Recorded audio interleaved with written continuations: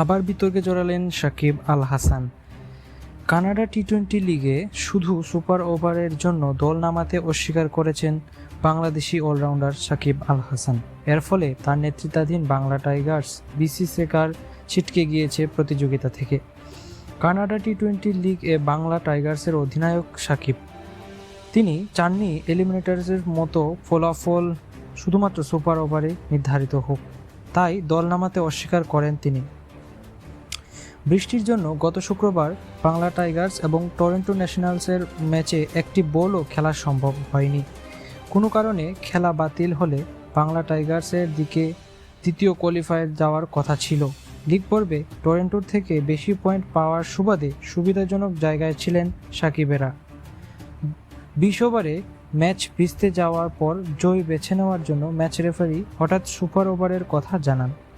তিনি প্রতিযোগিতার নিয়ম জানিয়ে বলেন, ম্যাচ হওয়ার জন্য দুদলকে কমপক্ষে 5 ওভার করে ব্যাট করতে হবে।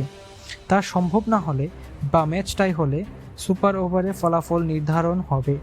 এই নিয়ম মানতে চাননি বাংলা টাইগার্সের অধিনায়ক সাকিব আল হাসান।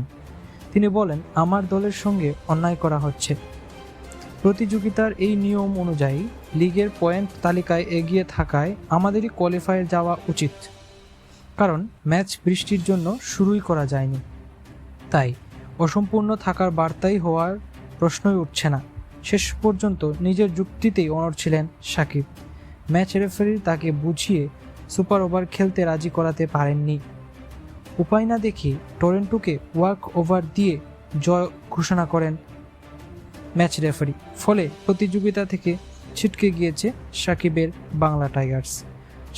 সাকিবের সুপার ওভার না খেলা নিয়ে এই সিদ্ধান্ত নিয়ে তৈরি হয়েছে একটি বিতর্ক।